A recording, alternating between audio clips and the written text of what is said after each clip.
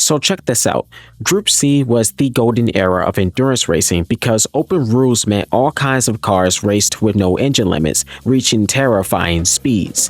Nissan's Group C race cars, like the R90CK and R92CP, were famous in the 1980s and 90s for their powerful twin-turbo engines and championship wins. However, the MP35 stands out as a unique prototype because it was naturally aspirated and made as a one-off. It's much less common than Nissan's other racing cars from that era and is much unknown to the motorsport community.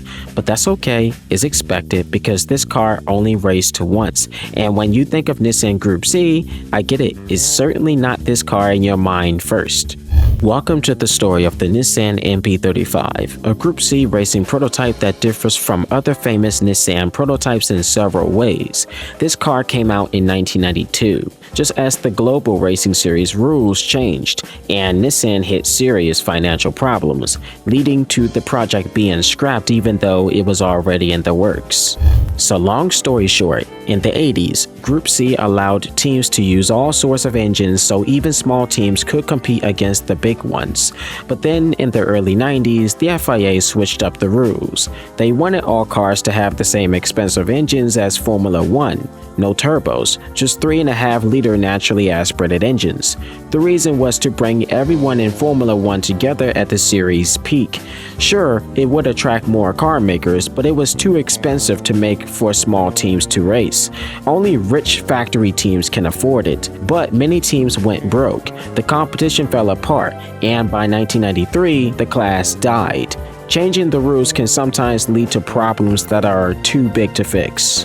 At the end of the 1990 World Sports Car Championship, in which Nissan's R90CK cars were successful, the company decided to withdraw from the series to concentrate on the R90CP cars for the All Japan Sports Prototype Championship, or JSPC, and the GTP ZX Turbos for IMSA GTP in North America. The 1991 rules meant that Nissan would have to switch from turbocharged to naturally aspirated engines and curate entirely new cars to comply with them. Nissan switched things up in 91 cause the JSPC was letting in those new Group C race cars that would leave their old ones in the dust. So they called up Nissan Performance Technology Incorporated, or NPTI, their crew for motorsports in North America who had been running the IMSA GT deal. NPTI was tasked with developing a new car, while Nissan Motorsport, known as Nismo in Japan, worked on a new engine that would meet the rules. NPTI created the P35 for American IMSA racing, and Nismo made the MP35 for JSPC racing. Both were designed by chassis engineer Trevor Harris and airflow expert Yoshi Suzuka. They shared the same V12 engine and differed in aerodynamics and chassis to meet each series regulations. The MP35's engine was tuned for short races, while the P35 was designed for purely endurance. Sadly, both projects were scrapped in 1993 due to an economic downturn. As a result, the P35 never competed, and the NP35 only appeared in one race before it was taken out of action. The MP35 stood out for its engine and 100% carbon fiber construction. Racing rules banned turbochargers, so Nismo created a VRT35 V12 engine producing 630 horses, capable of nearly 12,000 RPM, with the car weighing 750 kilograms. This engine runs naturally without a turbo and is designed to rev high like a Formula 1 engine while also enduring long races. However, the new F1 engines were way pricier and less reliable for endurance racing than the former engines designed for that, and that's definitely true for this car. Nissan was the only one with a V12 engine that came from F1, while Peugeot, Toyota, and Mazda were all rocking V10 units. The V12 focused on pure power since JSPC races weren't as long and endurance didn't matter as much as in the 24-hour Le Mans race, for example.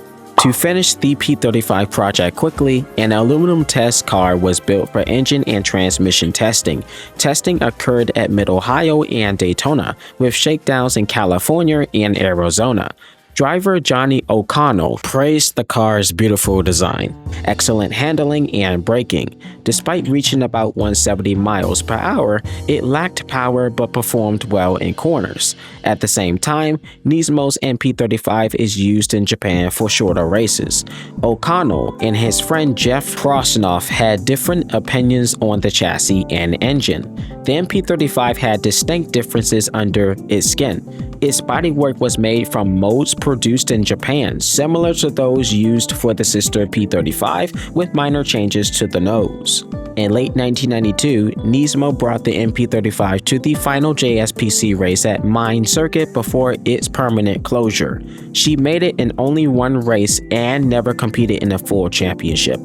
She raced against the Toyota TS010 and Mazda MXR01, but the NP35 was the slowest in qualifying, 5 seconds behind the fastest car, the Nissan R92CP. During the race, the NP35 had many mechanical issues but still managed to finish 4th in class. However, it was the last finisher, 25 laps behind the winning TS010. After this race, the NP35 was put away and didn't race again. Sometimes Nissan shows it at events like the annual Nismo Festival. The Nissan NP35 race car had the potential to compete with cars from Toyota and Peugeot in the Group C championship, but it was difficult to say how it would perform on the track. In summer 1992, the MPTI team began working to improve the American-based P35 for the 1993 IMSA season. They kept the car's main parts while improving downforce and performance. Their tests showed promising results. However, IMSA GTP was ending, and Nissan decided to shift their focus to developing engines and chassis for Indy cars instead. This car had a minor impact on racing history. 3 versions of the P35 and 1 NP35 were made. The first 2 combined aluminum and carbon, while the third was fully carbon. Although 3 carbon chassis were built, only 1 was fully assembled. The others were likely destroyed. After MPTI closed down, John Christie, a former crew chief, and some others transformed the first P35 chassis into a new open-top prototype called the X250, named in honor of the employees who lost their jobs.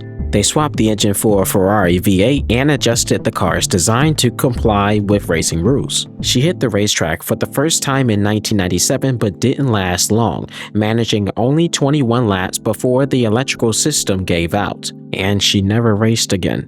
The Nissan NP35 is a fascinating piece of racing history. It was a unique prototype in Nissan's lineup with a V12 engine that didn't use turbo, which Group C cars were all about that turbo power. The car was part of a time when racing rules changed, pushing teams to shift to more expensive engines similar to those used in Formula 1. This transition hurt many teams, killing the category forever. Despite its limited time on the track, the NP35 showcased advanced tech for its time. Driver Johnny O'Connell even praised its handling and design during its only race in Japan. An intriguing story of innovation, challenges, and the evolution of motorsport.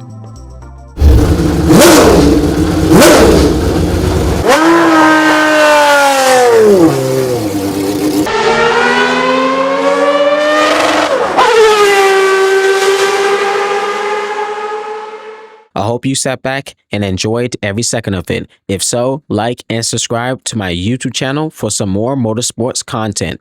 If you want to learn more about racing prototypes, the Nissan DPI video is up there on the screen, so you can click on it if you want. Otherwise, thank you so much for watching, and I'll see you in the very next video. Peace out, stay safe, Chris the Radar out.